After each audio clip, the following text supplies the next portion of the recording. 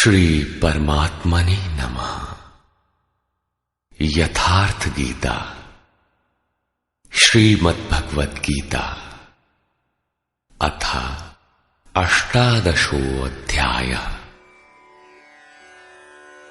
ये गीता का अंतिम अध्याय है, जिसके पूर्वार्ध में योगेश्वर श्री कृष्ण द्वारा प्रस्तुत अनेक प्रश्नों का समाधान है तथा उत्तरार्ध गीता का उपसंहार है कि गीता से लाभ क्या है। 17वें अध्याय में आहार, तप, यज्ञ, दान तथा श्रद्धा का विभाग सहित स्वरूप बताया गया। उसी संदर्भ में त्याग के प्रकार शेष है। अर्जुन ने स्वयं एक प्रश्न रखा कि अर्जुन उवाच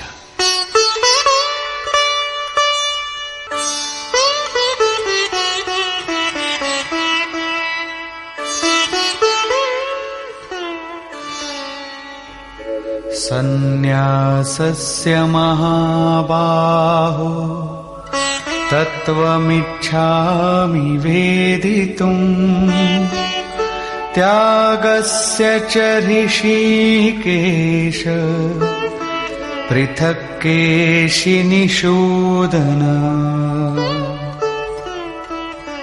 अर्जुन बोला, हे महाबाहो, हे हृदय के सर्वस्व, हे केशिनिषूदन, मैं सन्यास और त्याग के यथार्थ स्वरूप को पृथक पृथक जानना चाहता हूं।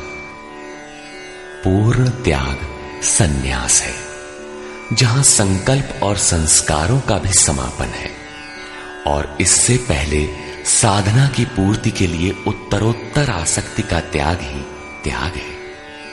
यहां दो प्रश्न हैं कि सन्यास के तत्व को जानना चाहता हूं और दूसरा है कि त्याग के तत्व को जानना चाहता हूं। इस पर योगेश्वर श्री कृष्ण ने कहा, श्री भगवान उवाच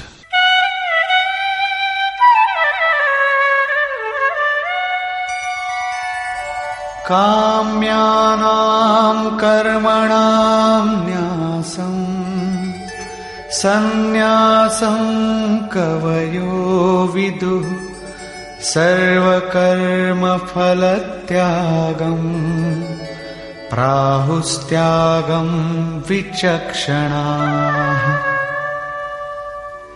अर्जुन, कितने ही पंडित जन काम्य कर्मों के त्याग को सन्यास कहते हैं और कितने ही विचार कुशल पुरुष संपूर्ण कर्म फलों के त्याग को त्याग कहते हैं।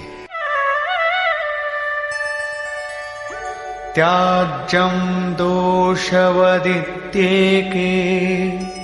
कर्म प्राहुर्मनीषिणः यज्ञदानतपः कर्म न त्याज्यमिति चापरे। कई एक विद्वान ऐसा कहते हैं कि सभी कर्म दोषयुक्त हैं, अतः त्याग देने योग्य हैं, और दूसरे विद्वान ऐसा कहते हैं कि यज्ञ, दान और तप त्यागने योग्य नहीं है। इस प्रकार अनेक मत प्रस्तुत करके योगेश्वर अपना भी निश्चित मत देते हैं।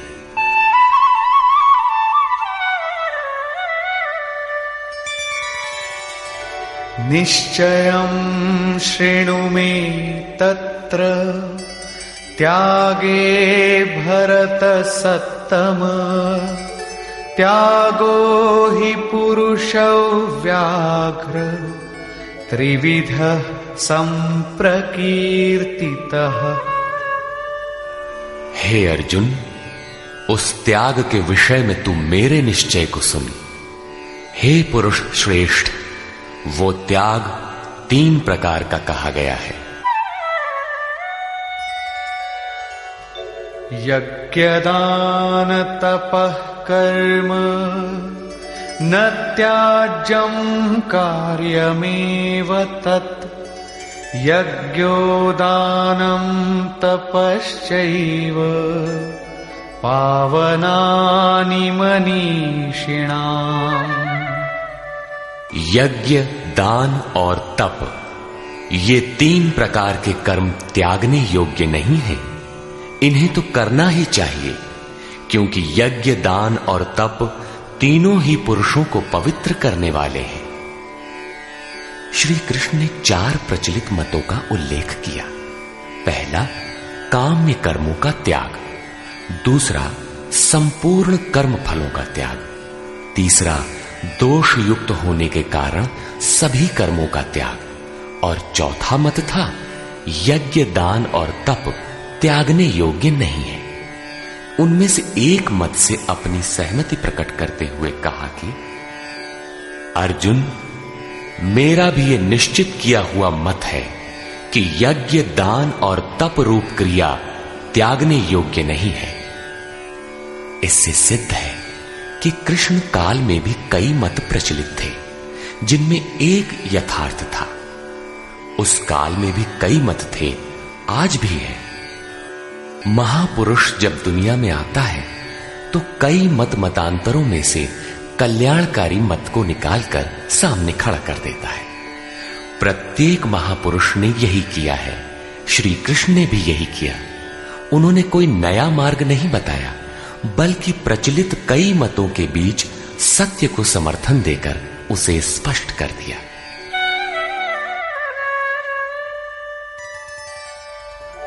एतान्यपि तु कर्माणि संगं त्यक्त्वा फलानि च कर्तव्यानीति मे पार्थ निश्चितं मतमुत्तमम्।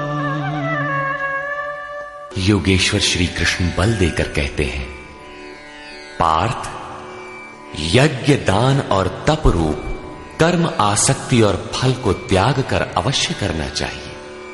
यह मेरा निश्चय किया हुआ उत्तम मत है। अब अर्जुन के प्रश्न के अनुसार वे त्याग का विश्लेषण करते हैं।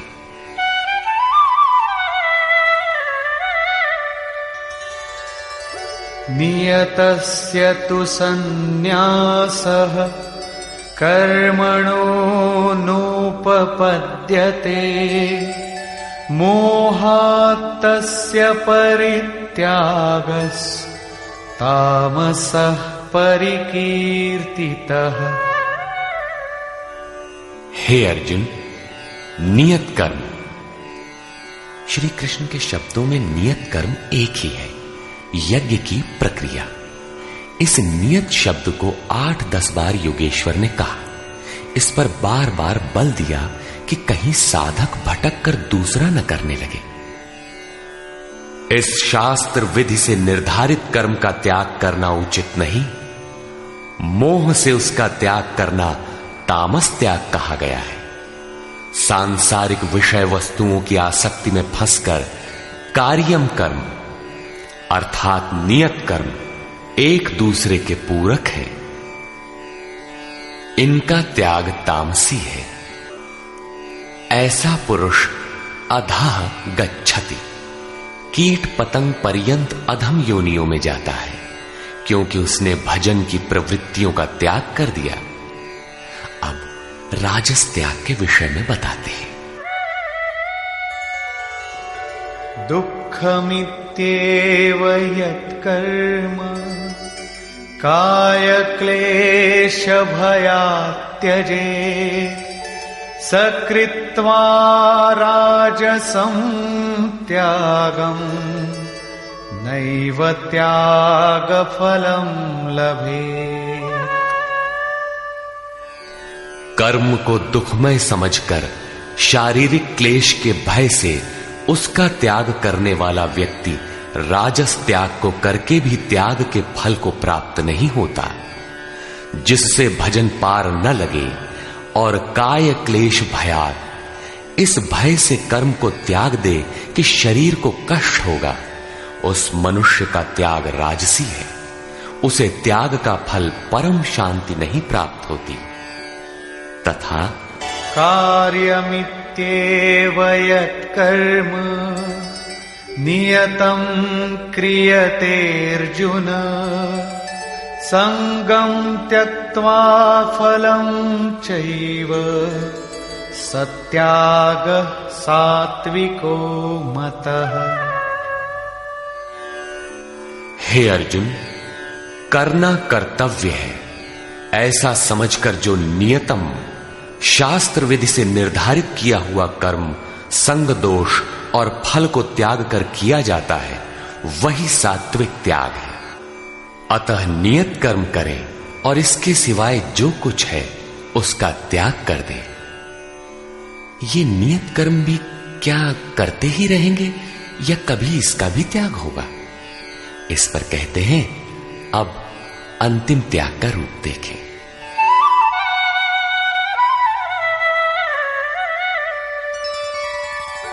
न द्वेष्ट्य कुशलं कर्म कुशलेनानुषज्यते त्यागी सत्त्वसमाविष्टो मेधावी छिन्न संशयः। हे अर्जुन, जो पुरुष अकुशलम कर्म अर्थात अकल्याणकारी कर्म से, शास्त्र नियत कर्म ही कल्याणकारी है, इसके विरोध में जो कुछ है इसी लोक का बंधन है, इसलिए अकल्याणकारी है, ऐसे कर्मों से द्वेष नहीं करता और अकल्याणकारी कर्म में आसक्त नहीं होता, जो करना था वो भी शेष नहीं है, ऐसा सत्व से संयुक्त पुरुष संशय रहित, ज्ञानवान और त्यागी है। उसने सब कुछ त्यागा है, लेकिन प्राप्ति के साथ वो पूर्ण त्याग ही सन्यास है। हो सकता है और कोई सरल रास्ता हो? इस पर कहते हैं, नहीं। नहि देहभृता शक्यं त्यक्तुं कर्माण्यशेषतः यस्तु कर्मफल त्यागी सत्यागीत्यभिधीयते।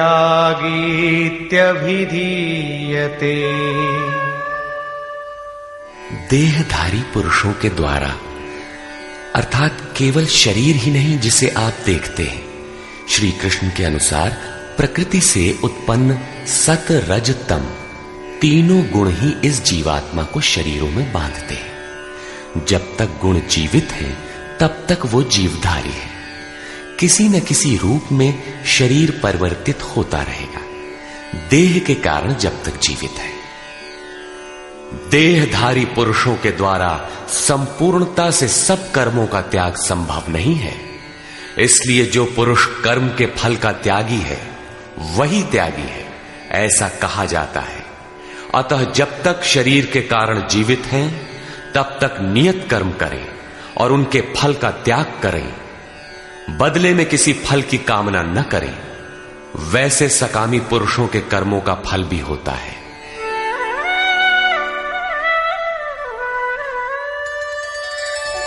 अनिष्टमिष्टं मिश्रञ्च त्रिविधं कर्मणः फलम् भवत्यत्यागिनां प्रीत्य न तु सन्न्यासिनां क्वचित्। सकामी पुरुषों के कर्मों का अच्छा, बुरा और मिला हुआ ऐसा 3 प्रकार का फल मरने के पश्चात भी होता है। जन्म जन्मांतरों तक मिलता है, किंतु सन्यासी नाम सर्वस्व का न्यास अर्थात अंत करने वाले पूर्ण त्यागी पुरुषों के कर्मों का फल किसी भी काल में नहीं होता। यही शुद्ध सन्यास है। सन्यास चरमोत्कृष्ट अवस्था है। भले बुरे कर्मों का फल तथा पूर्ण न्यास काल में उनके अंत का प्रश्न पूरा हुआ। अब पुरुष के द्वारा शुभ अथवा अशुभ कर्म होने में क्या कारण है, इस पर देखें।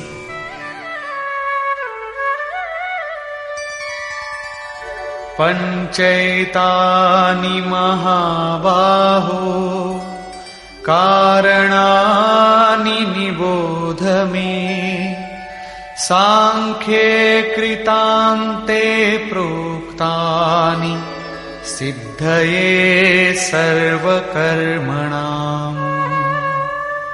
हे महाबाहो, संपूर्ण कर्मों की सिद्धि के लिए 5 कारण सांख्य सिद्धांत में कहे गए हैं। उन्हें तू मुझसे भली प्रकार जान। अधिष्ठानं तथा कर्ता करणं च पृथग्विधम् विविधाश्च पृथक् चेष्टा दैवं चैवात्र पंचमम्। इस विषय में कर्ता अर्थात ये मन, पृथक पृथक करण अर्थात जिनके द्वारा किया जाता है, यदि शुभ पार लगता है तो विवेक, वैराग्य, शम, दम, त्याग, अनवरत चिंतन की प्रवृत्तियां करण होंगी। यदि अशुभ पार लगता है तो काम, क्रोध, राग, द्वेष, लिप्सा इत्यादि करण होंगे। इनके द्वारा प्रेरित होंगी नाना प्रकार की न्यारी न्यारी चेष्टाएं अर्थात अनंत इच्छाएं। आधार अर्थात साधन, जिस इच्छा के साथ साधन मिला वही इच्छा पूरी होने लगती है। और 5वां हेतु है दैव अथवा संस्कार। इसकी पुष्टि करते हैं। शरीरवाङ् मनोभिर्यत् कर्म प्रारभते नरः न्याय्यं वा विपरीतं वा पंचैते तस्य हेतवः। मनुष्य मन, वाणी अथवा शरीर से शास्त्र के अनुसार अथवा विपरीत जो कुछ कर्म आरंभ करता है, उनके ये 5 ही कारण हैं। परंतु ऐसा होने पर भी तत्रैवं सति कर्तारम् आत्मानं केवलं तु यः पश्यत्यकृतबुद्धित्वान् न स पश्यति दुर्मतिः। जो पुरुष अशुद्ध बुद्धि के कारण उस विषय में कैवल्य स्वरूप आत्मा को करता देखता है, वो दुर्बुद्धि यथार्थ नहीं देखता अर्थात भगवान नहीं करते। इस प्रश्न पर योगेश्वर श्री कृष्ण ने दूसरी बार बल दिया। अध्याय 5 में उन्होंने कहा था कि वो प्रभु न करता है, न कराता है, न क्रिया के संयोग को जोड़ता है। तो लोग कहते क्यों हैं? मोह से लोगों की बुद्धि आवृत है, इसलिए जो कुछ भी कह सकते हैं। यहां भी कहते हैं कर्म होने में 5 कारण हैं। उसके बावजूद भी जो कैवल्य स्वरूप परमात्मा को करता देखता है, वो मूढ़ बुद्धि अर्थात दुर्बुद्धि यथार्थ नहीं देखता अर्थात भगवान नहीं करते। जबकि अर्जुन के लिए वे ताल ठोक कर खड़े हो जाते हैं। निमित्त मात्रम भव, कि करता धरता तो मैं हूं, तू निमित्त बनकर खड़ा भर रहे। अंततः वे महापुरुष कहना क्या चाहते हैं? वस्तुतः भगवान और प्रकृति के बीच एक आकर्षण रेखा है। जब तक साधक प्रकृति की सीमा में है, भगवान नहीं करते। बहुत समीप रहकर भी दृष्टा रूप में ही रहते हैं। अनन्य भाव से इष्ट को पकड़ने पर वे हृदय देश से संचालक बन जाते हैं। साधक प्रकृति की आकर्षण सीमा से निकलकर उनके क्षेत्र में आ जाता है। ऐसे अनुरागी के लिए वे ताल ठोककर सदैव खड़े रहते हैं। केवल उसी के लिए भगवान करते हैं। अतः चिंतन करें। प्रश्न पूरा हुआ। आगे देखें। यस्य नाहं कृतो भावो बुद्धिर्यस्य न लिप्यते हत्वापि स इमान् लोकान् न हन्ति न निबध्यते। जिस पुरुष के अंतःकरण में मैं करता हूं ऐसा भाव नहीं है, तथा जिसकी बुद्धि लिपायमान नहीं होती, वो पुरुष इन सब लोकों को मारकर भी वास्तव में न तो मारता है और न बंधता है। लोक संबंधी संस्कारों का विलय ही लोक संहार है। अब उस नियत कर्म की प्रेरणा कैसे होती है, इस पर देखें।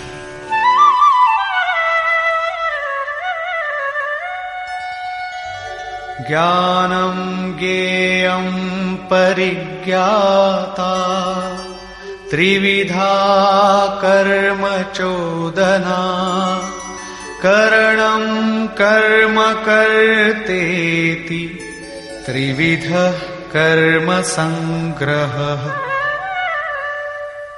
अर्जुन, परिज्ञाता अर्थात पूर्ण ज्ञाता महापुरुषों से ज्ञानम, उसको जानने की विधि से, और ज्ञेय जानने योग्य वस्तु। श्री कृष्ण ने पीछे कहा, मैं ही ज्ञेय जानने योग्य पदार्थ हूं, से कर्म करने की प्रेरणा मिलती है।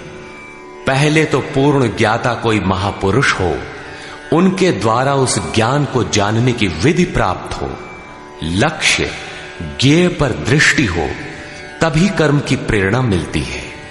और कर्ता अर्थात मन की लगन, करण अर्थात विवेक, वैराग्य, शम, दम इत्यादि तथा कर्म की जानकारी से कर्म का संग्रह होता है, कर्म इकट्ठा होने लगता है। पीछे कहा गया था कि प्राप्ति के पश्चात उस पुरुष का कर्म किए जाने से कोई प्रयोजन नहीं होता और न छोड़ने से हानि ही होती है। फिर भी लोक संग्रह अर्थात पीछे वालों के हृदय में कल्याणकारी साधनों के संग्रह के लिए वो कर्म में बरतता है। कर्ता, करण और कर्म के द्वारा इनका संग्रह होता है। ज्ञान, कर्म और कर्ता के भी तीन तीन भेद हैं।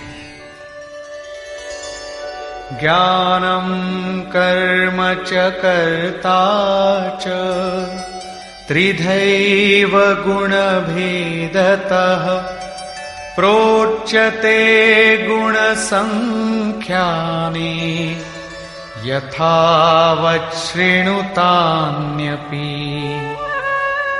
ज्ञान, कर्म तथा कर्ता भी गुणों के भेद से सांख्य शास्त्र में तीन तीन प्रकार के कहे गए हैं, उन्हें भी तू यथावत सुन। प्रस्तुत है पहले ज्ञान का भेद। सर्वभूतेषु येनैकं भावमव्ययमीक्षते अविभक्तं विभक्तेषु तज्ज्ञानं विद्धि सात्विकम्। अर्जुन, जिस ज्ञान से मनुष्य पृथक पृथक सब भूतों में एक अविनाशी परमात्म भाव को विभाग रहित एक रस देखता है, उस ज्ञान को तू सात्विक जान। ज्ञान प्रत्यक्ष अनुभूति है, जिसके साथ ही गुणों का अंत होना है। ये ज्ञान की परिपक्व अवस्था है। अब राजस ज्ञान देखें। पृथक्त्वेन तु यज्ज्ञानं नानाभावान् पृथग्विधान् वेत्ति सर्वेषु भूतेषु तज्ज्ञानं विद्धि राजसम्। जो ज्ञान संपूर्ण भूतों में भिन्न प्रकार के अनेक भावों को अलग अलग करके जानता है कि ये अच्छा है, ये बुरे हैं, उस ज्ञान को तू राजस जान। ऐसी स्थिति है तो राजसी स्तर पर तुम्हारा ज्ञान है। अब देखें तामस ज्ञान।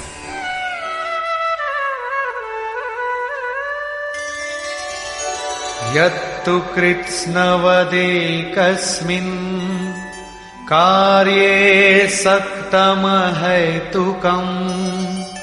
अतत्त्वार्थवदल्पञ्च तत्तामसमुदाहृतम्। जो ज्ञान एकमात्र शरीर में ही संपूर्णता के सदृश आसक्त है, युक्ति रहित अर्थात जिसके पीछे कोई क्रिया नहीं है, तत्व के अर्थ स्वरूप परमात्मा की जानकारी से अलग करने वाला और तुच्छ है, वो ज्ञान तामस कहा जाता है।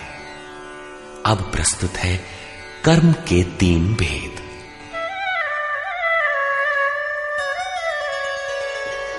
नियतं संगरहितं अरागद्वेषतः कृतम् अफलप्रेप्सुना कर्म यत्तत्सात्विकमुच्यते।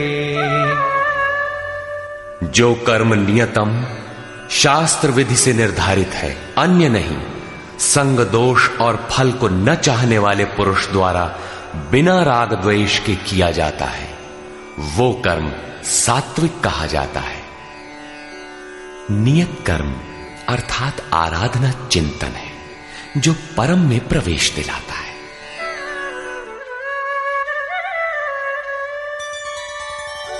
यत्तु कामेप्सुना कर्म साहंकारेण वा पुनः क्रियते बहुलायासं तद्राजसमुदारितम्।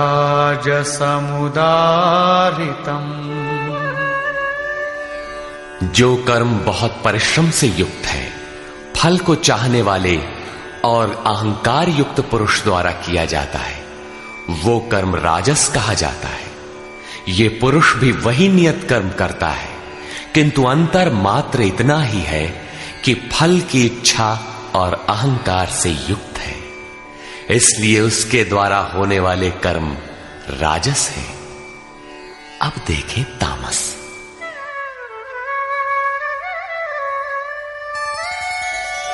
अनुबंधं क्षयं हिंसा अनवेक्ष्य च पौरुषम् मोहादारभ्यते कर्म यत्तत्तामसमुच्यते। जो कर्म अंततः नष्ट होने वाला है, हिंसा सामर्थ्य को न विचार कर केवल मोहवश आरंभ किया जाता है, वो कर्म तामस कहा है। स्पष्ट है कि ये कर्म शास्त्र का नियत कर्म नहीं है, उसके स्थान पर भ्रांति है। अब देखें कर्ता के लक्षण।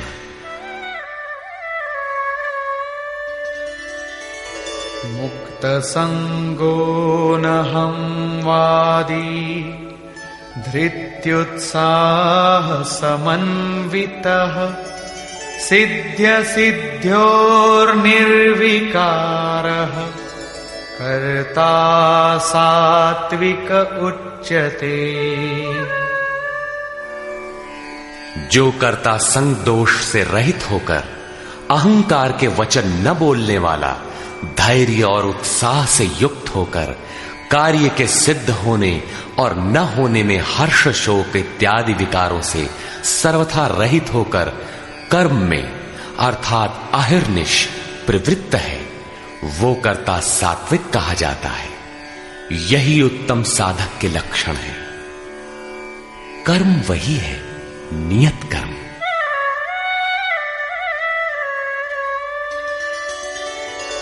रागी कर्म फल प्रेप्सुः लुब्धो हिंसात्मको शुचिः हर्ष शोकान्वितः कर्ता राजसः परिकीर्तितः। आसक्ति युक्त कर्मों के फल को चाहने वाला, लोलुप, आत्माओं को कष्ट देने वाला, अपवित्र और हर्ष शोक से जो लिप्त है, वो कर्ता राजस कहा गया है।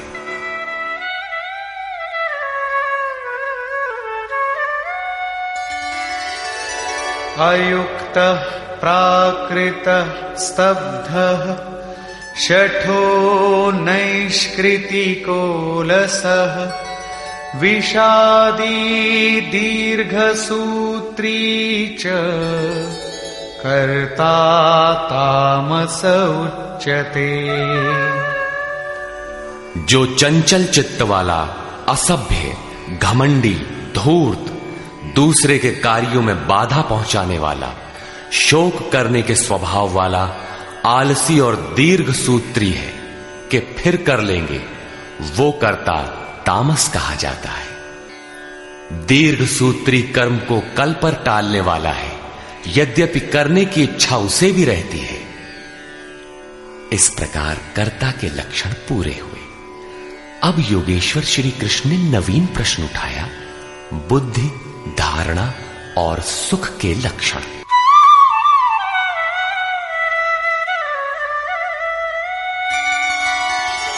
बुद्धेर्भेदं धृतेश्चैव गुणतस्त्रिविधं शृणु प्रोच्यमानमशेषेण पृथक्त्वेन धनंजय। धनंजय, बुद्धि और धारणा शक्ति का भी गुणों के कारण 3 प्रकार का भेद संपूर्णता से विभाग पूर्वक मुझसे सुन।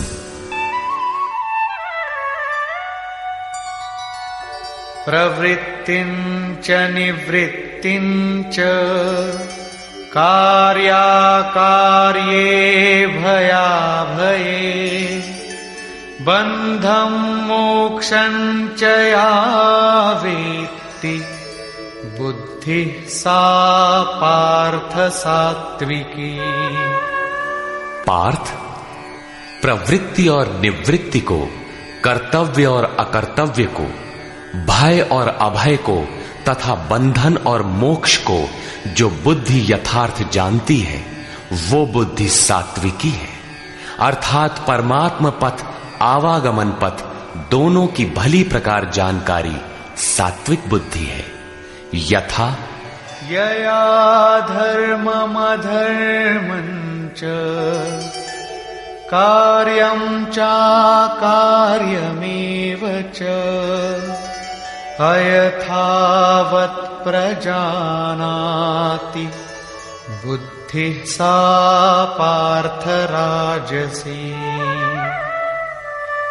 पार्थ, जिस बुद्धि द्वारा मनुष्य धर्म और अधर्म को तथा कर्तव्य और अकर्तव्य को भी यथावत नहीं जानता, अधूरा जानता है, वो बुद्धि राजसी है। अब तामसी बुद्धि का स्वरूप देखें।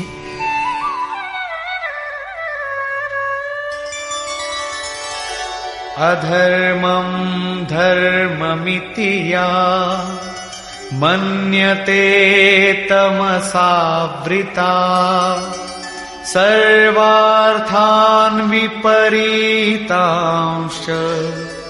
बुद्धिः सा पार्थ तामसी।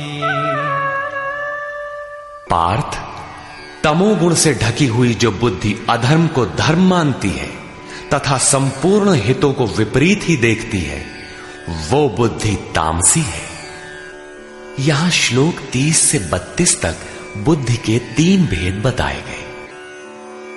पहली बुद्धि तो किस कार्य से निवृत्त होना है और किस में प्रवृत्त होना है, कौन कर्तव्य है और कौन अकर्तव्य है, इसकी भली प्रकार जानकारी रखती है, वो बुद्धि सात्विक है। जो कर्तव्य अकर्तव्य को धूमिल ढंग से जानती है, यथार्थ नहीं जानती, वो राजसी बुद्धि है। और अधर्म को धर्म, नश्वर को शाश्वत तथा हित को अहित, इस प्रकार विपरीत जानकारी वाली बुद्धि तामसी है। इस प्रकार बुद्धि के भेद समाप्त हुए।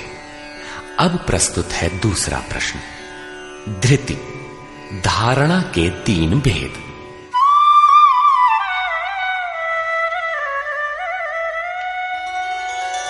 धृत्यायया धारयते मनः प्राणेन्द्रिय क्रिया योगेनाव्यभिचारिण्या धृतिः सा पार्थ सात्विकी। योगेन, यौगिक प्रक्रिया के द्वारा अव्यभिचारिणी, योग चिंतन के अलावा दूसरे किसी स्फुरण का आना व्यभिचार है। चित्त का बहक जाना व्यभिचार है। अतः ऐसी अव्यभिचारिणी धारणा से मनुष्य मन प्राण और इंद्रियों की क्रिया को जो धारण करता है वो धारणा सात्विकी है। अर्थात मन, प्राण और इंद्रियों को इष्ट की दिशा में मोड़ना ही सात्विक धारणा है। तथा यया तु धर्म कामार्थान् धृत्या धारयतेऽर्जुन प्रसंगेन फलाकांक्षी धृतिः सा पार्थ राजसी। हे पार्थ, फल की इच्छा वाला मनुष्य अति आसक्ति से जिस धारणा के द्वारा केवल धर्म, अर्थ और काम को धारण करता है, अर्थात मोक्ष को नहीं, वो धारणा राजसी है। इस धारणा में भी लक्ष्य वही है, केवल कामना करता है, जो कुछ करता है उसके बदले में चाहता है। अब तामसी धारणा के लक्षण देखें।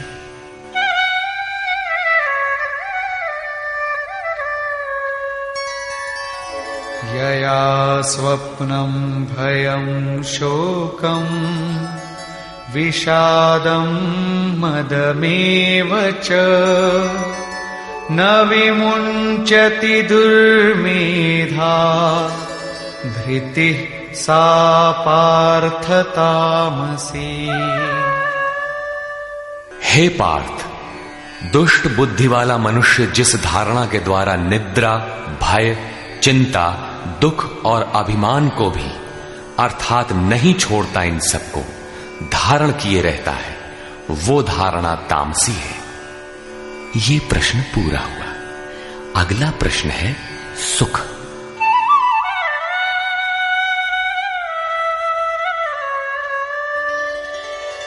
सुखं त्विदानीं त्रिविधं शृणु मे भरतर्षभ अभ्यासाद्रमते यत्र दुःखान्तं च निगच्छति। अर्जुन, अब सुख भी 3 प्रकार का मुझसे सुन। उनमें से जिस सुख में साधक अभ्यास से रमण करता है, अर्थात चित्त को समेटकर इष्ट में रमण करता है, और जो दुखों का अंत करने वाला है, तथा यत्तदग्रे विषमिव परिणामे मृतोपमम् तत्सुखं सात्विकं प्रोक्तम् आत्मबुद्धि प्रसादजम्। उपर्युक्त सुख साधन के आरंभ काल में ही यद्यपि विष के सदृश लगता है, प्रहलाद को सूली पर चढ़ाया गया, मीरा को विष मिला। कबीर कहते हैं, सुखिया सब संसार है, खाए और सोवे, दुखिया दास कबीर है, जागे और रोवे। अतः आरंभ में विष जैसा भासता है, परंतु परिणाम में अमृत तुल्य है, अमृत तत्व को दिलाने वाला है। अतः आत्म विषयक बुद्धि के प्रसाद से उत्पन्न हुआ सुख सात्विक कहा गया है। तथा विषयेन्द्रिय संयोगात् यत्तदग्रे मृतोपमम् परिणामे विषमिव तत्सुखं राजसं स्मृतम्। जो सुख विषय और इंद्रियों के संयोग से होता है, वो यद्यपि भोग काल में अमृत के सदृश लगता है, किंतु परिणाम में विष के सदृश है, क्योंकि जन्म मृत्यु का कारण है। वो सुख राजस कहा गया है। तथा यदग्रे चानुबंधे च सुखं मोहनमात्मनः निद्रालस्य प्रमादोत्थम् तत्तामसमुदाहृतम्।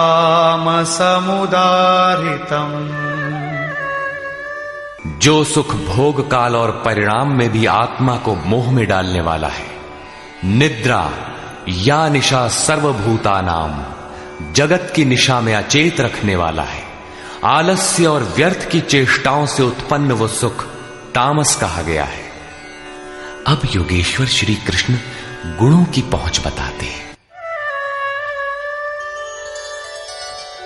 न तदस्ति पृथिव्यां वा दिवि देवेषु वा पुनः सत्वं प्रकृतिजैर्मुक्तम् यदेभिः स्यात् त्रिभिर्गुणैः। अर्जुन, पृथ्वी में, स्वर्ग में अथवा देवताओं में ऐसा कोई भी प्राणी नहीं जो प्रकृति से उत्पन्न हुए तीनों गुणों से रहित हो, अर्थात ब्रह्मा से लेकर कीट पतंग यावन मात्र जगत क्षण भंगुर मरने जीने वाला है, तीनों गुणों के अंतर्गत है। अर्थात देवता भी तीनों गुणों का विकार है, नश्वर है। यहां वाय देवताओं को योगेश्वर ने चौथी बार लिया। अध्याय 7, 9, 17 तथा यहां 18वें अध्याय में इन सब का एक ही अर्थ है कि देवता तीनों गुणों के अंतर्गत है।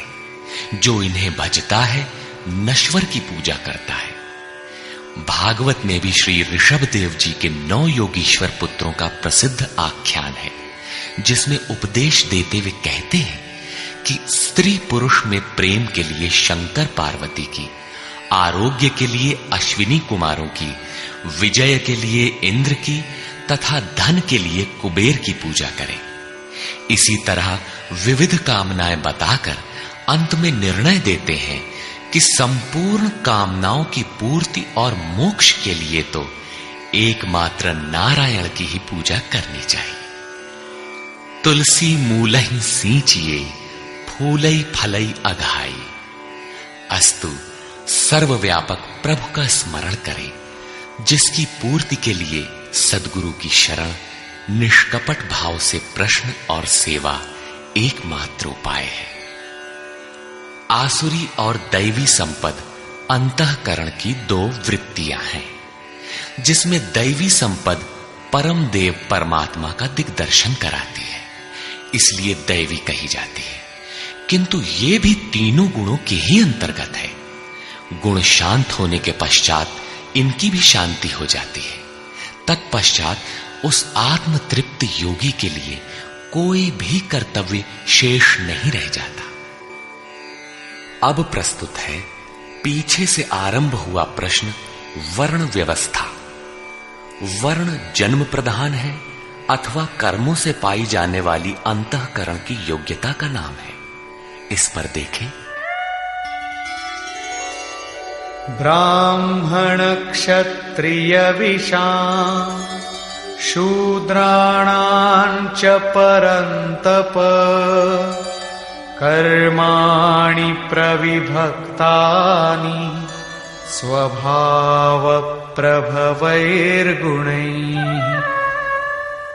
हे परंतप, ब्राह्मण, क्षत्रिय, वैश्य और शूद्रों के कर्म स्वभाव से उत्पन्न गुणों द्वारा विभक्त किए गए हैं। स्वभाव में सात्विक गुण होगा तो आप में निर्मलता होगी, ध्यान समाधि की क्षमता होगी। तामसी गुण होगा तो आलस्य, निद्रा, प्रमाद रहेगा। उसी स्तर से आपसे कर्म भी होगा। जो गुण कार्यरत है वही आपका वर्ण है, स्वरूप है। इस प्रश्न को योगेश्वर श्री कृष्ण ने यहां चौथी बार लिया है।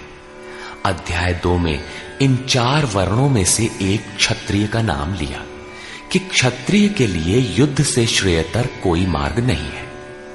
तीसरे अध्याय में उन्होंने कहा कि दुर्बल गुण वाले के लिए भी उसके स्वभाव से उत्पन्न योग्यता के अनुसार धर्म में प्रवृत्त होना, उसमें मर जाना भी परम कल्याणकारक है। दूसरों की नकल करना भयावह है। अध्याय 4 में बताया कि 4 वर्णों की सृष्टि मैंने की। तो क्या मनुष्यों को 4 जातियों में बांटा? कहते हैं नहीं, गुण कर्म विभागशः, गुणों के योग्यता से कर्म को 4 सोपानों में बांटा। यहां गुण एक पैमाना है, उसके द्वारा माप कर कर्म करने की क्षमता को 4 भागों में बांटा। श्री कृष्ण के शब्दों में कर्म एकमात्र अव्यक्त पुरुष के प्राप्ति की क्रिया है। ईश्वर प्राप्ति का आचरण आराधना है, जिसकी शुरुआत मात्र एक इष्ट में श्रद्धा से है। चिंतन की विधि विशेष है, जिसे पीछे बताए हैं। इस यज्ञार्थ कर्म को ही 4 भागों में बांटा। अब कैसे समझें कि हम में कौन से गुण हैं और किस श्रेणी के हैं? इस पर यहां कहते हैं,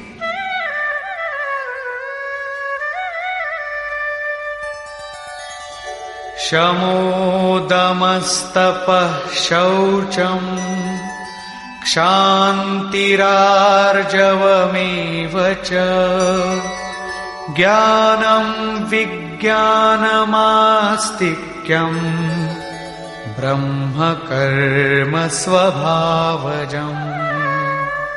मन का शमन, इंद्रियों का दमन, पूर्ण पवित्रता, मन, वाणी और शरीर को इष्ट के अनुरूप तपाना, क्षमा भाव, मन, इंद्रियों और शरीर की सर्वथा सरलता, आस्तिक बुद्धि अर्थात एक इष्ट में सच्ची आस्था, ज्ञान अर्थात परमात्मा की जानकारी का संचार, विज्ञान अर्थात परमात्मा से मिलने वाले निर्देशों की जागृति एवं उसके अनुसार चलने की क्षमता, ये सब स्वभाव से उत्पन्न हुए ब्राह्मण के कर्म हैं। अर्थात जब स्वभाव में ये योग्यताएं पाई जाएं, कर्म धारावाही होकर स्वभाव में ढल जाए, तो वो ब्राह्मण श्रेणी का करता है। तथा शौर्यं तेजो धृतिर्दाक्षम् युद्धे चाप्यपलायनम् दानमीश्वर भावश्च क्षात्रं कर्म स्वभावजम्। शूरवीरता, ईश्वरीय तेज का मिलना, धैर्य, चिंतन में दक्षता अर्थात कर्मसु कौशलम, कर्म करने में दक्षता, प्रकृति के संघर्ष से न भागने का स्वभाव, दान अर्थात सर्वस्व का समर्पण, सब भावों पर स्वामी भाव अर्थात ईश्वर भाव, ये सब क्षत्रिय के स्वभावजम, स्वभाव से उत्पन्न हुए कर्म है। स्वभाव में ये योग्यताएं पाई जाती हैं तो वो कर्ता क्षत्रिय है। अब प्रस्तुत है वैश्य तथा शूद्र का स्वरूप।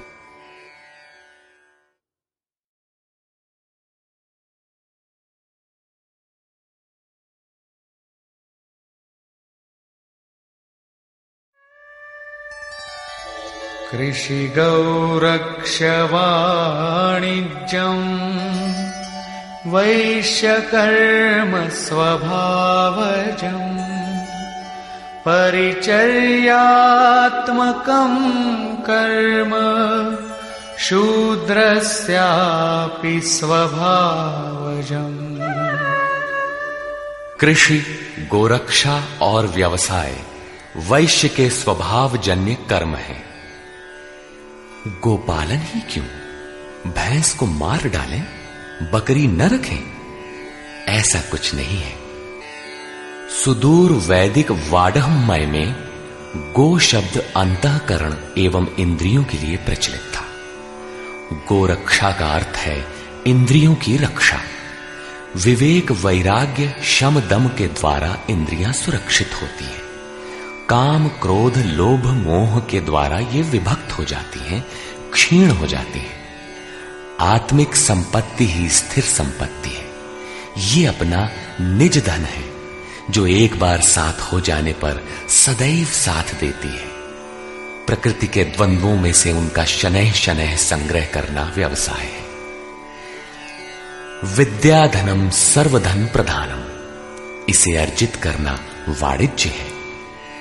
खेती शरीर ही एक क्षेत्र है, इसके अंतराल में बोया हुआ बीज संस्कार रूप में भला बुरा जमता है। अर्जुन, इस निष्काम कर्म में बीज अर्थात आरंभ का नाश नहीं होता। परम तत्व के चिंतन का जो बीज इस क्षेत्र में पड़ा है, उसे सुरक्षित रखते हुए इसमें आने वाले विजातीय विकारों का निराकरण करते जाना खेती है। अपने से उन्नत अवस्था वाले, प्राप्ति वाले गुरुजनों की सेवा करना शूद्र का स्वभावजन्य कर्म है। शूद्र का अर्थ नीच नहीं, अपितु अल्पज्ञ है। निम्न श्रेणी का साधक ही शूद्र है। प्रवेशिका श्रेणी का वो साधक परिचर्या से ही आरंभ करे। स्वभाव परिवर्तनशील है। स्वभाव के परिवर्तन के साथ वर्ण परिवर्तन हो जाता है। वस्तुतः ये वर्ण अति उत्तम, उत्तम, मध्यम और निकृष्ट 4 अवस्थाएं हैं। कर्म पथ पर चलने वाले साधकों की ऊंची नीची 4 सीढ़ियां हैं, क्योंकि कर्म एक ही है, नियत कर्म। श्री कृष्ण कहते हैं कि परम सिद्धि की प्राप्ति का यही एक रास्ता है कि स्वभाव में जैसी योग्यता है वहीं से लगे। इसको देखें।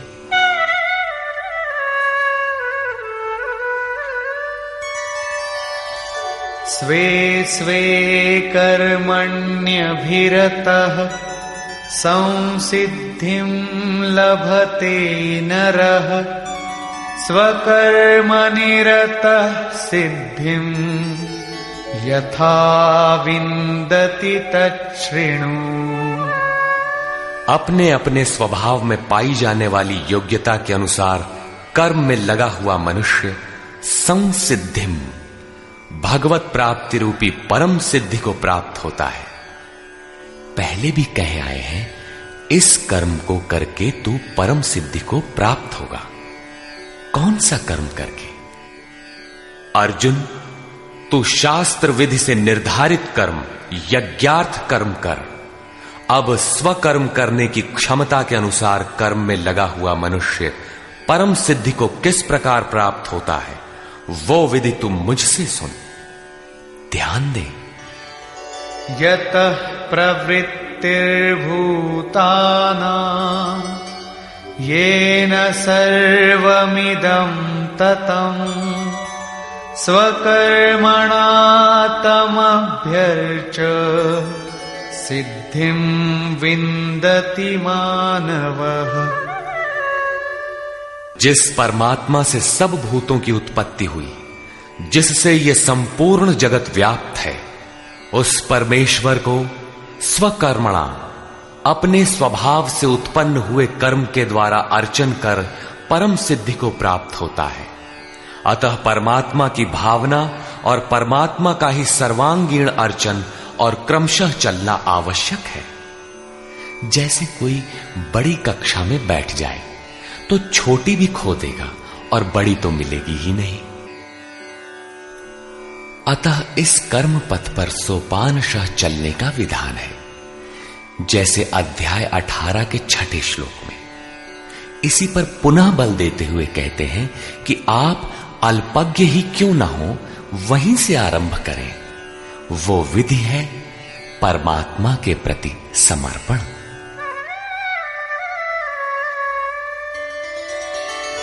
श्रेयान् स्वधर्मो विगुणः परधर्मात् स्वनुष्ठितात् स्वभावनियतं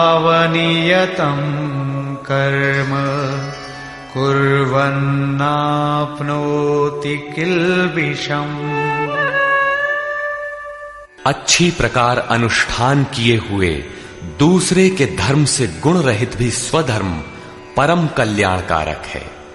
स्वभाव नियतम, स्वभाव से निर्धारित किया हुआ कर्म करता हुआ मनुष्य पाप अर्थात आवागमन को प्राप्त नहीं होता। प्रायः साधकों को उच्चाटन होने लगता है कि हम सेवा करते ही रहेंगे, वे तो ध्यानस्थ हैं, अच्छे गुणों के कारण उनका सम्मान है, तुरंत वे नकल करने लगते हैं। श्री कृष्ण के अनुसार नकल या ईर्ष्या से कुछ मिलेगा नहीं। अपने स्वभाव से कर्म करने की क्षमता के अनुसार कर्म करके ही कोई परम सिद्धि पाता है, छोड़कर नहीं।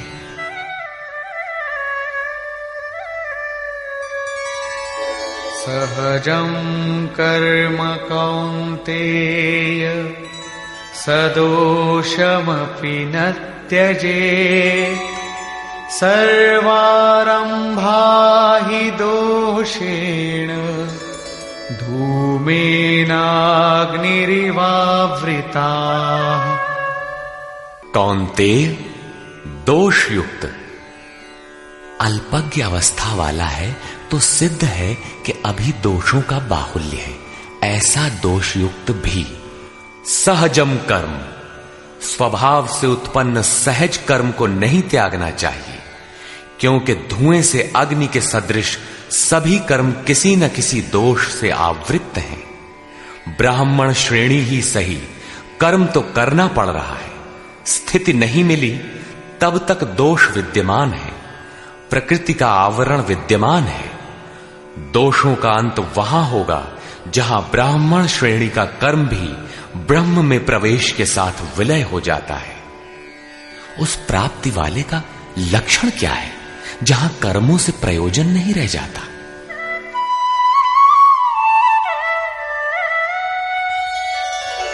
असक्त बुद्धि सर्वत्र जितात्मा विगत स्पृहः नैष्कर्म्य सिद्धिं परमां संन्यासेनाधिगच्छति।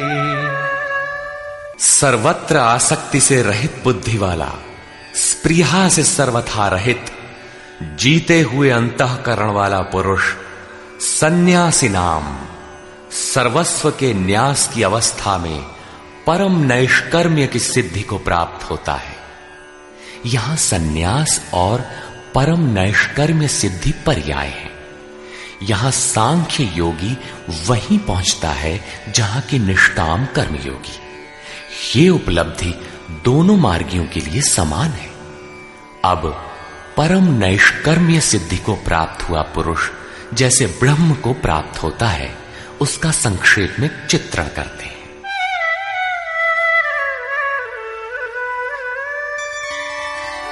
सिद्धिं प्राप्तो यथा ब्रह्म तथाप्नोति निबोध मे समासेनैव कौन्तेय निष्ठा ज्ञानस्य या परा। कौन्तेय, जो ज्ञान की परानिष्ठा है, पराकाष्ठा है, उस परम सिद्धि को प्राप्त हुआ पुरुष ब्रह्म को जैसे प्राप्त होता है, उस विधि को तू मुझसे संक्षेप में जान। अगले श्लोक में वही विधि बता रहे हैं, ध्यान दें। बुद्ध्या विशुद्धया युक्तो धृत्यात्मानं नियम्य च शब्दादीन् विषयांस् त्यक्त्वा रागद्वेषौ व्युदस्य च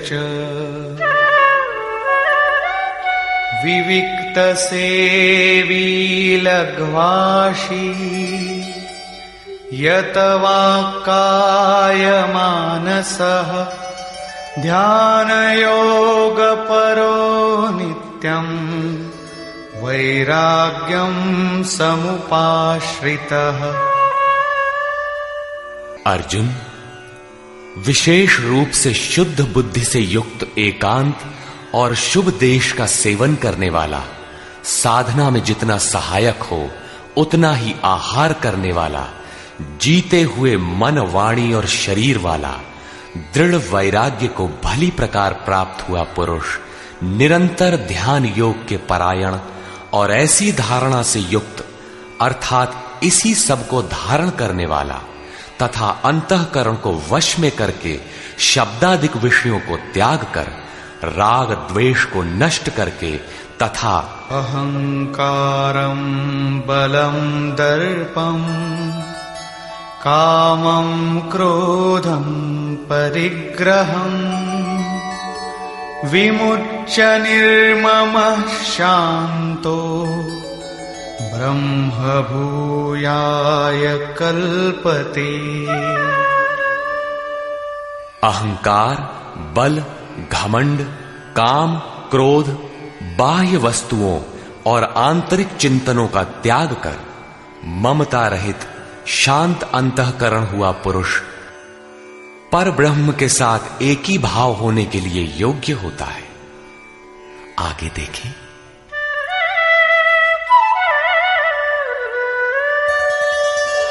ब्रह्मभूतः प्रसन्नात्मा न शोचति न काङ्क्षति समः सर्वेषु भूतेषु मद्भक्तिं लभते पराम्।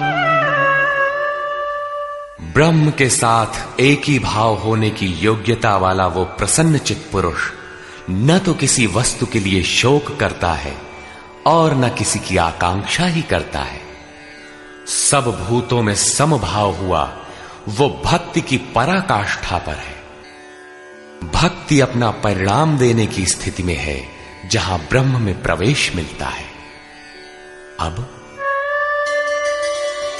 भक्त्या मामभिजानाति यावान्यश्चास्मि तत्त्वतः ततो मां तत्त्वतो ज्ञात्वा विशते तदनन्तरम्। उस पराभक्ति के द्वारा वो मुझे तत्व से भली प्रकार जानता है। वो तत्व है क्या?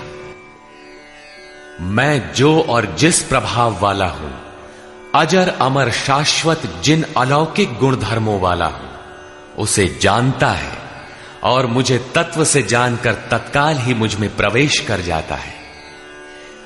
प्राप्ति काल में तो भगवान दिखाई पड़ते हैं और प्राप्ति के ठीक बाद तत्क्षण वो अपने ही आत्म स्वरूप को उन ईश्वरीय गुण धर्मों से युक्त पाता है कि आत्मा ही अजर अमर शाश्वत अव्यक्त और सनातन है।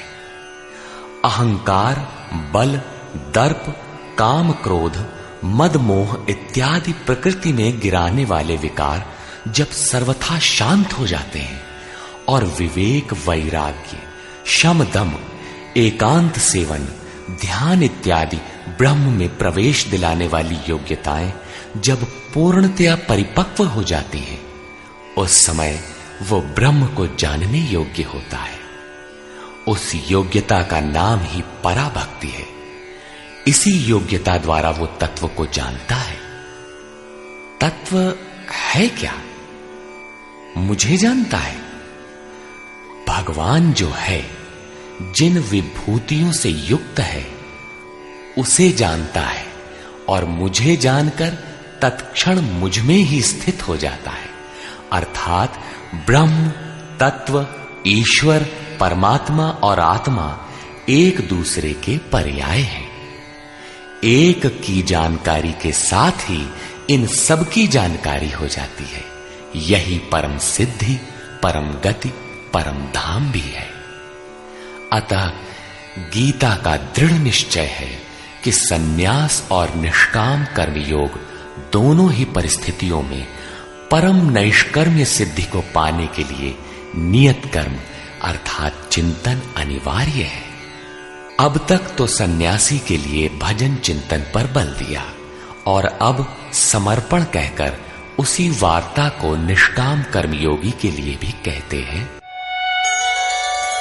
सर्वकर्माण्यपि सदा कुर्वाणो मद्व्यपाश्रयः मत्प्रसादादवाप्नोति शाश्वतं पदमव्ययम्।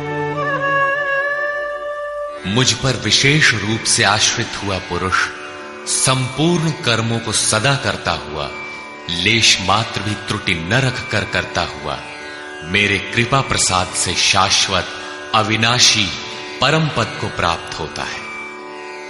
कर्म वही है, नियत कर्म, यज्ञ की प्रक्रिया। पूर्ण योगेश्वर सद्गुरु के आश्रित साधक उनके कृपा प्रसाद से शीघ्र पा जाता है, अतः उसे पाने के लिए समर्पण आवश्यक है। चेतसा सर्वकर्माणि मयि सन्न्यस्य मत्परः बुद्धियोगमुपाश्रित्य मच्चित्तः सततं भव।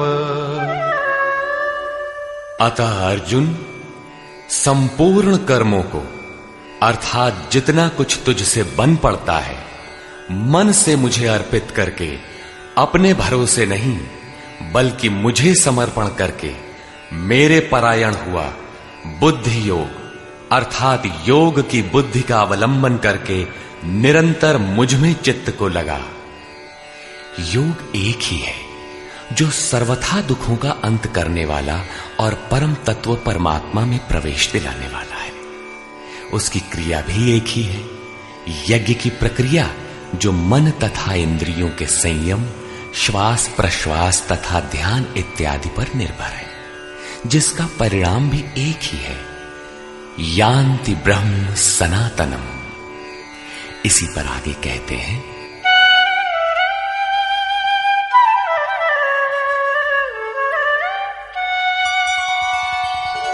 मच्चित्तः सर्वदुर्गाणि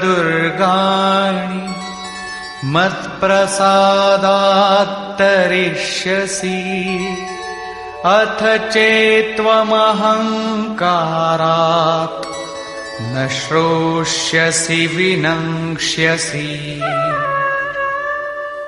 इस प्रकार मुझ में निरंतर चित्त को लगाने वाला होकर तू मेरी कृपा से मन और इंद्रियों के संपूर्ण दुर्गों को अनायास ही तर जाएगा। इंद्रिन द्वार झरोखा नाना, तह तह सुर बैठे करी थाना। आवत देखहि विषय वयारी, ते हठ देह कपाट उघारी।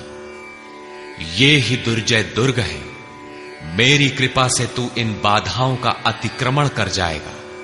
किंतु अहंकारवश यदि तू मेरे वचनों को नहीं सुनेगा तो विनष्ट हो जाएगा, परमार्थ से च्युत हो जाएगा। पुनः इसी पर बल देते हैं, यदहंकारमाश्रित्य न योत्स्य इति मन्यसे मिथ्यैष व्यवसायस्ते प्रकृतिस्त्वां नियोक्ष्यति। जो तू अहंकार का आश्रय लेकर ऐसा मानता है कि युद्ध नहीं करूंगा, तो ये तेरा निश्चय मिथ्या है, क्योंकि तेरा स्वभाव तुझे बलात् युद्ध में लगा देगा। स्वभावजेन कौन्तेय निबद्ध स्वेन कर्मणा कर्तुं नेच्छसि यन्मोहात् करिष्यस्य वशोऽपि तत्। कौन्तेय, मोहवश तू जिस कर्म को नहीं करना चाहता उसको भी अपने स्वभाव से उत्पन्न हुए कर्म से बंधा हुआ परवश होकर करेगा।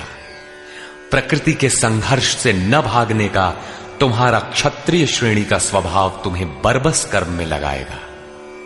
प्रश्न पूरा हुआ। अब वो ईश्वर रहता कहां है, इस पर कहते हैं, ईश्वरः सर्वभूतानां हृद्देशेऽर्जुन तिष्ठति भ्रामयन् सर्वभूतानि यन्त्रारूढानि मायया। अर्जुन, वो ईश्वर संपूर्ण भूत प्राणियों के हृदय देश में निवास करता है। इतना समीप है तो लोग जानते क्यों नहीं? माया रूपी यंत्र में आरूढ़ होकर सब लोग भ्रमवश चक्कर लगाते ही रहते हैं, इसलिए नहीं जानते। ये यंत्र बड़ा बाधक है जो बार बार नश्वर कलेवरों अर्थात शरीरों में घुमाता रहता है। तो शरण किसकी लें? तमेव शरणं गच्छ सर्वभावेन भारत, तत्प्रसादात् परां शान्तिं स्थानं प्राप्स्यसि शाश्वतम्। इसलिए हे भारत, संपूर्ण भाव से उस ईश्वर की जो हृदय देश में स्थित है अनन्य शरण को प्राप्त हो। उनके कृपा प्रसाद से तू परम शांति शाश्वत परम धाम को प्राप्त होगा। अतः ध्यान करना है तो हृदय देश में करें। ईश्वर का निवास स्थान हृदय है। भागवत के चतुश्लोकी गीता का सारांश भी यही है कि वैसे तो मैं सर्वत्र हूं, किंतु प्राप्त होता हूं तो हृदय देश में ध्यान करने से ही। इति ते ज्ञानमाख्यातम् गुह्याद् गुह्यतरं मया, विमृश्यैतदशेषेण यथेच्छसि तथा कुरु। इस प्रकार बस इतना ही गोपनीय से भी अति गोपनीय ज्ञान मैंने तेरे लिए कहा है। इस विधि से संपूर्ण रूप से विचार कर, फिर तू जैसा चाहता है वैसा कर। सत्य यही है, शोध की स्थली यही है, प्राप्ति की स्थली भी यही है। किंतु हृदय स्थित ईश्वर दिखाई नहीं देता, इस पर उपाय बताते हैं।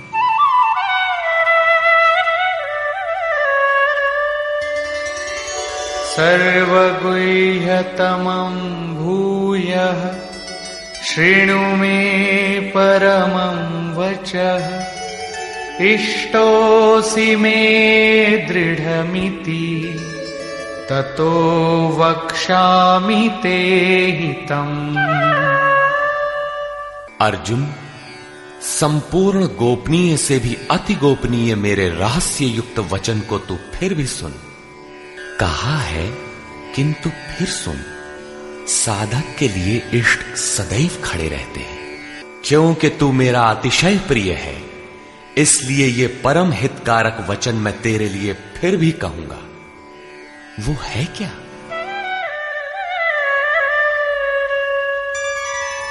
मन्मना भव मद्भक्तो मद्याजी मां नमस्कुरु, मामे वैष्यसि सत्यं ते प्रतिजाने प्रियोऽसि मे।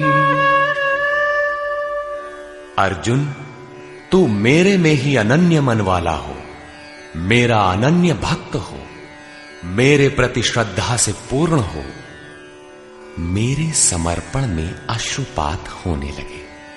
मेरे को ही नमन कर। ऐसा करने से तू मेरे को ही प्राप्त होगा। ये मैं तेरे लिए सत्य प्रतिज्ञा करके कहता हूं, क्योंकि तू मेरा अत्यंत प्रिय है। पीछे बताया ईश्वर हृदय देश में है, उसकी शरण में जा। यहां कहते हैं मेरी शरण आ।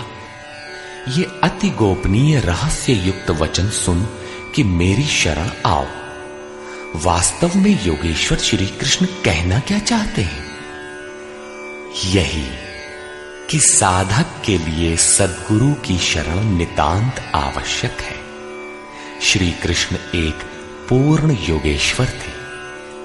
अब समर्पण की विधि बताते हैं। सर्व सर्वधर्मान् परित्यज्य मामेकं शरणं व्रज अहं त्वा सर्वपापेभ्यो मोक्षयिष्यामि मा शुचः।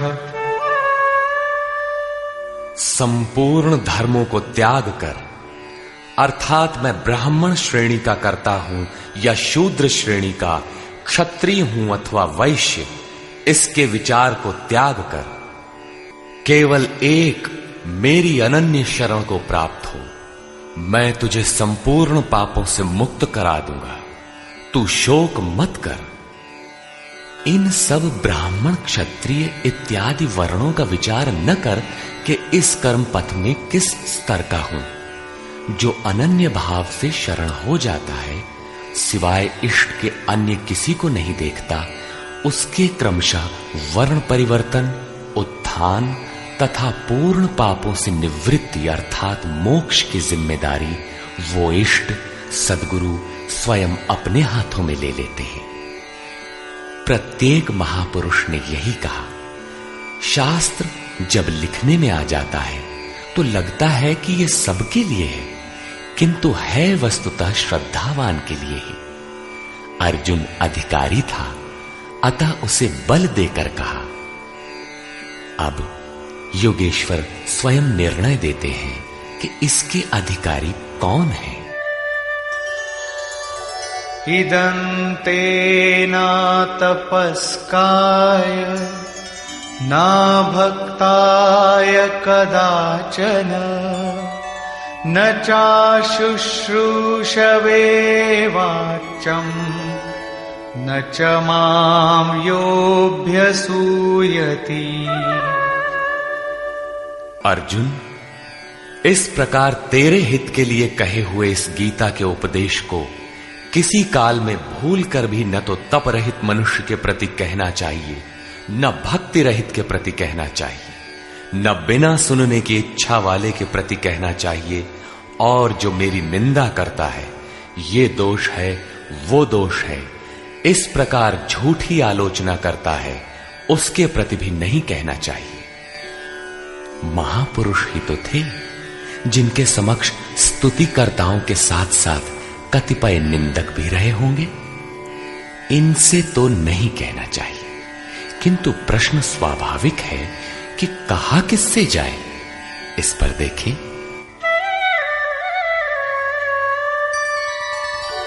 यैमं परमं गुह्यं मद्भक्तेष्वभिधास्यति भक्तिं मयि परां कृत्वा मामे वैष्यत्य संशयः। जो मनुष्य मुझ में परम प्रेम करके इस परम रहस्य युक्त गीता के उपदेश को मेरे भक्तों में कहेगा, वो निसंदेह मुझे ही प्राप्त होगा। अर्थात वो भक्त मुझे ही प्राप्त होगा जो सुन लेगा, क्योंकि उपदेश को भली प्रकार सुनकर हृदयंगम कर लेगा तो उस पर चलेगा तथा पार पा जाएगा। अब उस उपदेशकर्ता के लिए कहते हैं।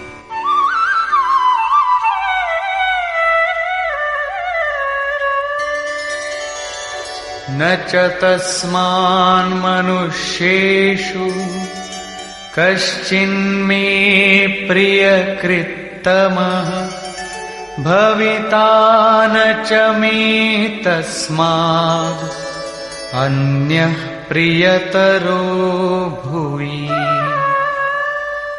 न तो उससे बढ़कर मेरा अतिशय प्रिय कार्य करने वाला मनुष्यों में कोई है, और न उससे बढ़कर मेरा अत्यंत प्यारा पृथ्वी में दूसरा कोई होगा। किससे? जो मेरे भक्तों में मेरा उपदेश करेगा, उनको उधर उस पथ पर चलाएगा, क्योंकि कल्याण का यही एक स्रोत है, राजमार्ग है। अब देखें अध्ययन।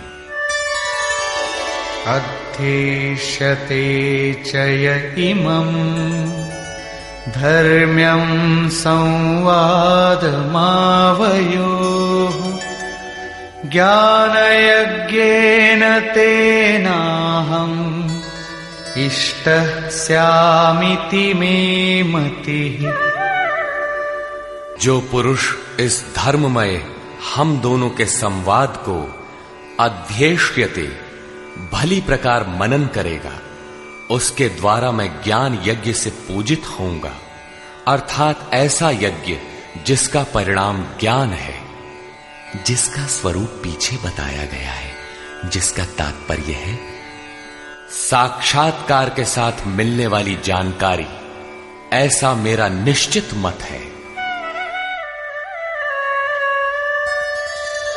श्रद्धावाननसूयश्च शृणुयादपि यो नरः सोऽपि मुक्तः शुभान् लोकान् प्राप्नुयात् पुण्यकर्मणाम्।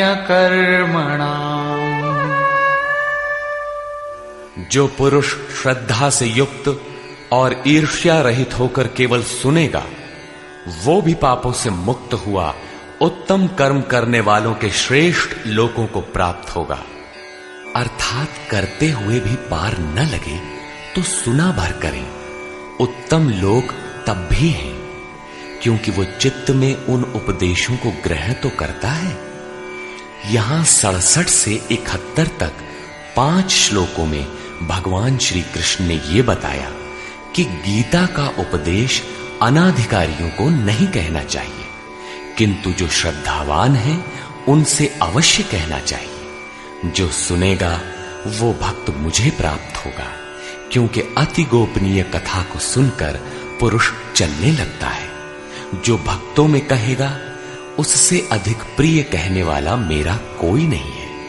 जो अध्ययन करेगा उसके द्वारा मैं ज्ञान यज्ञ से पूजित होऊंगा। यज्ञ का परिणाम ही ज्ञान है। जो गीता के अनुसार कर्म करने में असमर्थ है किंतु श्रद्धा से मात्र सुनेगा, वो भी पुण्य लोकों को प्राप्त होगा।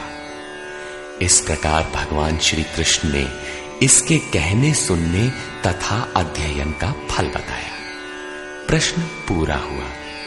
अब अंत में वे अर्जुन से पूछते हैं कि कुछ समझ में आया?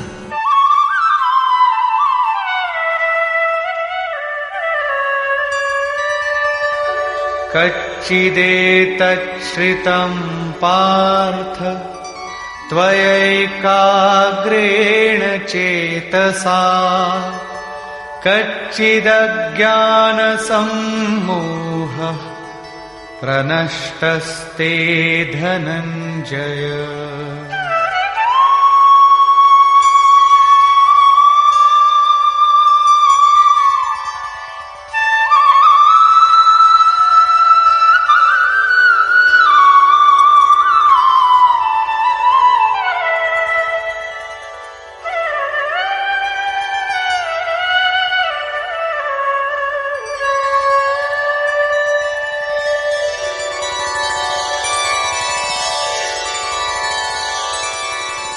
हे पार्थ, क्या मेरा ये वचन तूने एकाग्र चित्त होकर सुना? क्या तेरा अज्ञान से उत्पन्न मोह नष्ट हुआ? इस पर अर्जुन बोला, अर्जुना उवाच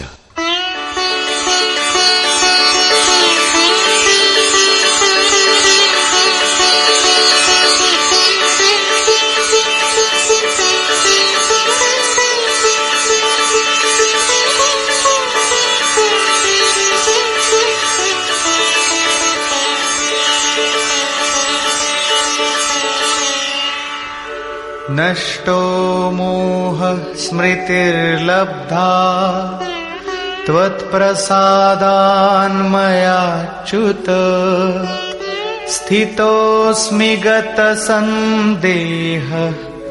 करिष्ये वचनं तव।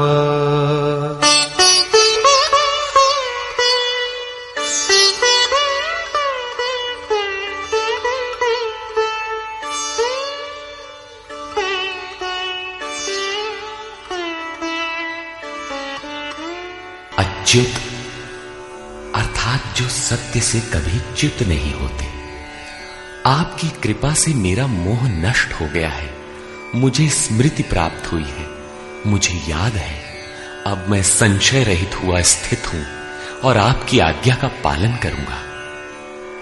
अर्जुन का समाधान हो गया। साथ ही योगेश्वर श्री कृष्ण के श्रीमुख से निःसृत वाणी का उपसंहार हुआ। इस पर संजय बोला, 11वें अध्याय में विराट रूप का दर्शन करा लेने पर योगेश्वर श्री कृष्ण ने कहा था कि अर्जुन, अनन्य भक्ति के द्वारा मैं इस प्रकार देखने को, जैसा तूने देखा है, तत्व से जानने तथा प्रवेश करने को सुलभ हूं। अध्याय 11 के 54वें श्लोक में इस प्रकार दर्शन करने वाले साक्षात मेरे स्वरूप को प्राप्त हो जाते हैं। और यहां भी अर्जुन से पूछते हैं कि क्या तुम्हारा मोह नष्ट हुआ? अर्जुन ने कहा कि मेरा मोह नष्ट हो गया, मैं अपनी स्मृति को प्राप्त हो गया हूं, आप जो कहते हैं वही करूंगा। दर्शन के साथ तो अर्जुन को मुक्त हो जाना चाहिए था। वस्तुतः अर्जुन को तो जो होना था हो गया, किंतु शास्त्र भविष्य में आने वाली पीढ़ी के लिए होता है, उसका उपयोग आप सबके लिए है। संजय उवाच।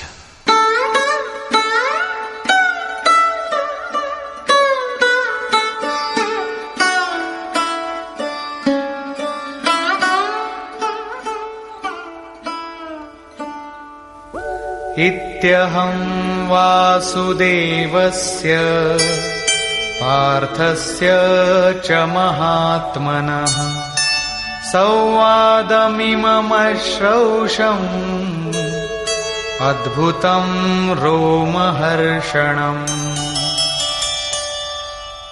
इस प्रकार मैंने वासुदेव और महात्मा अर्जुन, अर्थात अर्जुन एक महात्मा है, योगी है, साधक है, न कि कोई धनुर्धर जो मारने के लिए खड़ा हो।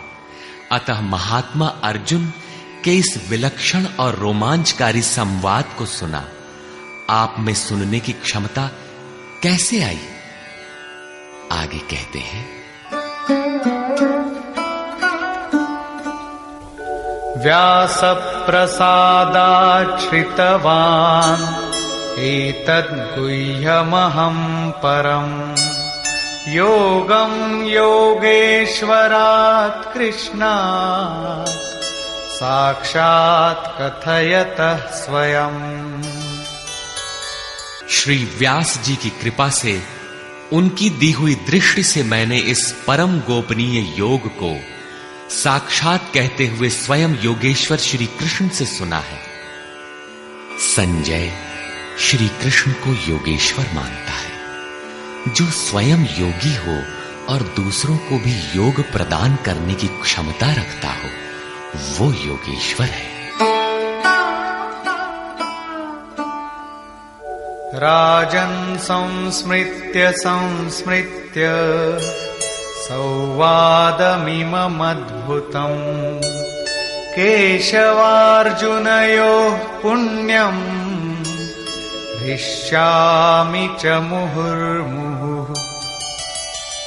हे राजन धृतराष्ट्र, केशव और अर्जुन के इस परम कल्याणकारक और अद्भुत संवाद को पुनः स्मरण करके मैं बारंबार हर्षित हो रहा हूं। अतः इस संवाद को सदैव स्मरण करना चाहिए और इसी स्मृति से प्रसन्न रहना चाहिए। अब उनके स्वरूप का स्मरण कर संजय कहते हैं,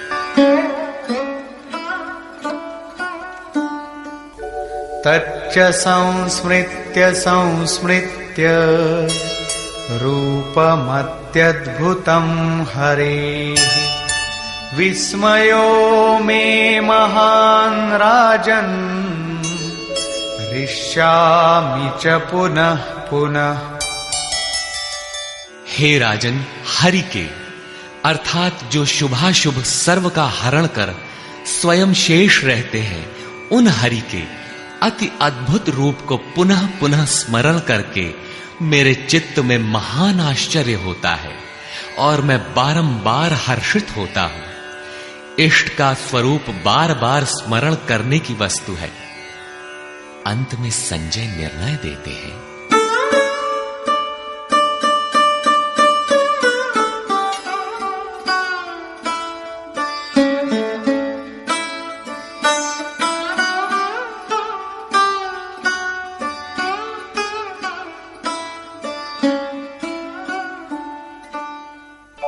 यत्र योगेश्वरः कृष्णो यत्र पार्थो धनुर्धरः तत्र श्रीर्विजयो भूतिः ध्रुवा नीतिर्मतिर्मम।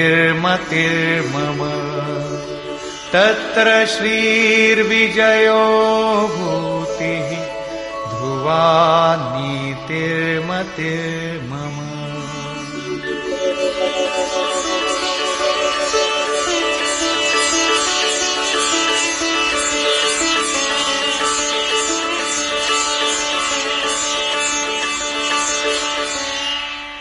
राजन, जहां योगेश्वर श्री कृष्ण और धनुर्धर अर्जुन अर्थात ध्यान ही धनुष है, इंद्रियों की दृढ़ता ही गांडीव है, अर्थात स्थिरता के साथ ध्यान धरने वाला महात्मा अर्जुन है, वहीं पर श्री ऐश्वर्य विजय जिसके पीछे हार नहीं है, ईश्वरीय विभूति और चल संसार में अचल रहने वाली नीति है, ऐसा मेरा मत है। आज तो धनुर्धर अर्जुन है नहीं, ये नीति विजय विभूति तो अर्जुन तक सीमित रह गई, तत्सामयिक थी यह तो द्वापर में ही समाप्त हो गई। लेकिन ऐसी बात नहीं है। योगेश्वर श्री कृष्ण ने बताया कि मैं सबके हृदय देश में निवास करता हूं, आपके हृदय में भी वे हैं। अनुराग ही अर्जुन है। अनुराग आपके अंतःकरण की इष्टोन्मुख लगन का नाम है। यदि ऐसा अनुराग आप में है तो सदैव वास्तविक विजय है और अचल स्थिति दिलाने वाली नीति भी सदैव रहेगी, न कि कभी थी। जब तक प्राणी रहेंगे परमात्मा का निवास उनके हृदय देश में रहेगा। विकल आत्मा उसे पाने का इच्छुक होगा और उनमें से जिसके भी हृदय में उसे पाने का अनुराग उमड़ेगा वही अर्जुन की श्रेणी वाला होगा, क्योंकि अनुराग ही अर्जुन है। अतः मानव मात्र इसका प्रत्याशी बन सकता है। निष्कर्ष, यह गीता का समापन अध्याय है। आरंभ में ही अर्जुन का प्रश्न है, प्रभु मैं त्याग और सन्यास के भेद और स्वरूप को जानना चाहता हूं। योगेश्वर श्री कृष्ण ने इस पर प्रचलित 4 मतों की चर्चा की। इनमें एक सही भी था।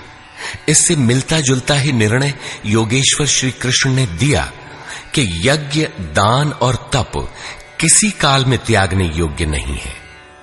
ये मनीषियों को भी पवित्र करने वाले हैं।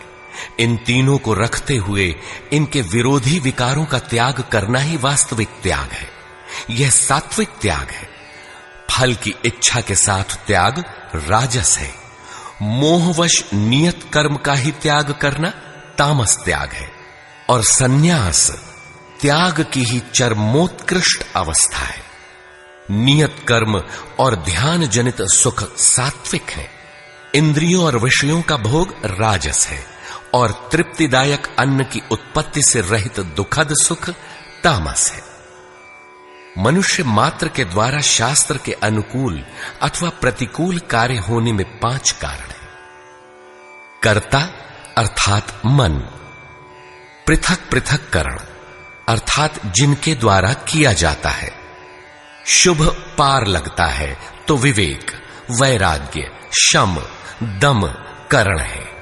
अशुभ पार लगता है तो काम, क्रोध, राग, द्वेष इत्यादि करण होंगे। नाना प्रकार की इच्छाएं अर्थात इच्छाएं अनंत हैं, सब पूर्ण नहीं हो सकती। केवल वह इच्छा पूर्ण होती है जिसके साथ आधार मिल जाता है। चौथा कारण है आधार अर्थात साधन। और 5वां हेतु है दैव अर्थात प्रारब्ध या संस्कार। प्रत्येक कार्य के होने में यही 5 कारण हैं। फिर भी जो कैवल्य स्वरूप परमात्मा को कर्ता मानता है वह मूल बुद्धि यथार्थ नहीं जानता, अर्थात भगवान नहीं करते, जबकि पीछे कह आए हैं कि अर्जुन तू निमित्त मात्र होकर खड़ा भर रहे, कर्ता धर्ता तो मैं हूं। अंततः उन महापुरुष का आशय क्या है? वस्तुतः प्रकृति और पुरुष के बीच एक आकर्षण सीमा है। जब तक मनुष्य प्रकृति में बरतता है तब तक माया प्रेरणा करती है, और जब वह इससे ऊपर उठकर इष्ट को समर्पित हो जाता है और वह इष्ट जब हृदय देश से रथी हो जाता है फिर भगवान करते हैं। ऐसे स्तर पर अर्जुन था, संजय भी था, और सबके लिए इस अर्थात कक्षा में पहुंचने का विधान है। अतः यहां भगवान प्रेरणा करते हैं। पूर्ण ज्ञाता महापुरुष, जानने की विधि और ज्ञेय परमात्मा, इन तीनों के संयोग से कर्म की प्रेरणा मिलती है।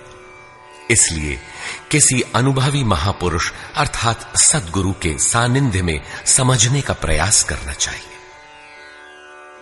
वर्ण व्यवस्था के प्रश्न को चौथी बार लेते हुए योगेश्वर श्री कृष्ण ने बताया कि इंद्रियों का दमन, मन का शमन, एकाग्रता, शरीर, वाणी और मन को इष्ट के अनुरूप तपाना, ईश्वरीय जानकारी का संचार, ईश्वरीय निर्देशन पर चलने की क्षमता इत्यादि ब्रह्म में प्रवेश दिलाने वाली योग्यताएं ब्राह्मण श्रेणी के कर्म है।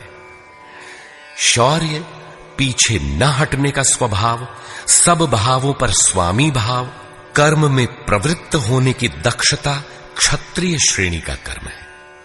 इंद्रियों का संरक्षण, आत्मिक संपत्ति का संवर्धन इत्यादि वैश्य श्रेणी के कर्म है, और परिचर्या शूद्र श्रेणी का कर्म है। शूद्र का अर्थ है अल्पज्ञ। अल्पज्ञ साधक जो नियत कर्म चिंतन में 2 घंटे बैठकर 10 मिनट भी अपने पक्ष में नहीं पाता। शरीर अवश्य बैठा है, लेकिन जिस मन को टिकना चाहिए वह तो हवा से बातें कर रहा है। ऐसे साधक का कल्याण कैसे हो? उसे अपने से उन्नत अवस्था वालों की अथवा सद्गुरु की सेवा करनी चाहिए। शनैः शनैः उसमें भी संस्कारों का सृजन होगा, वह गति पकड़ लेगा। अतः इस अल्पज्ञ का कर्म सेवा से ही प्रारंभ होगा। कर्म एक ही है, नियत कर्म, चिंतन। उसके कर्ता की 4 श्रेणियां अति उत्तम, उत्तम, मध्यम और निकृष्ट ही ब्राह्मण, क्षत्रिय, वैश्य और शूद्र हैं। मनुष्य को नहीं बल्कि गुणों के माध्यम से कर्म को 4 भागों में बांटा गया। गीतोक्त वर्ण इतने में ही है।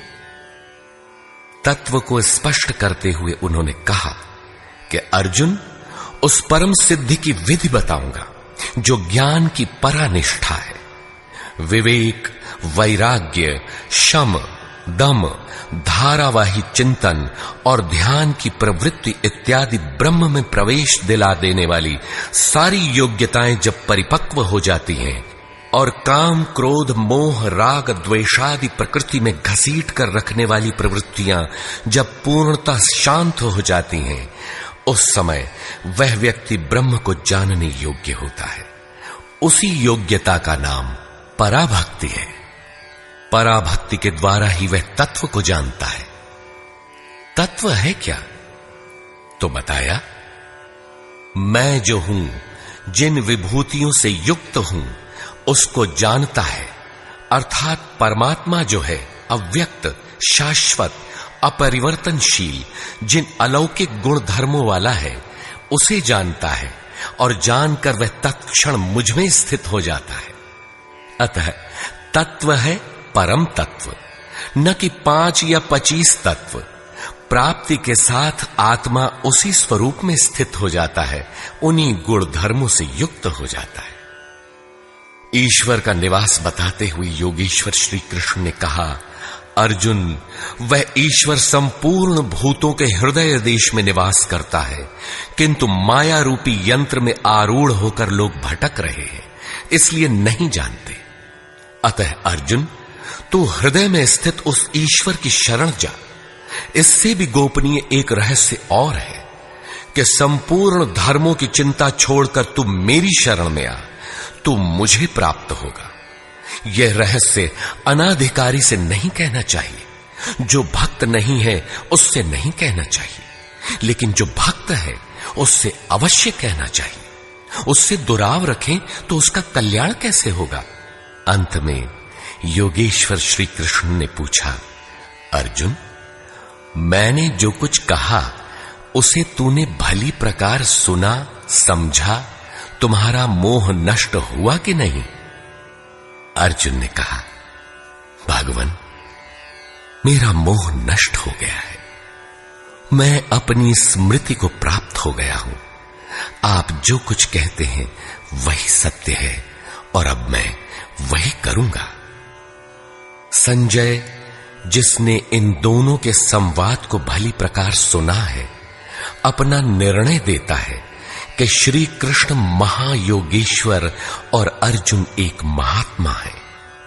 उनका संवाद बारंबार स्मरण कर वह हर्षित हो रहा है, अतः इसका स्मरण करते रहना चाहिए।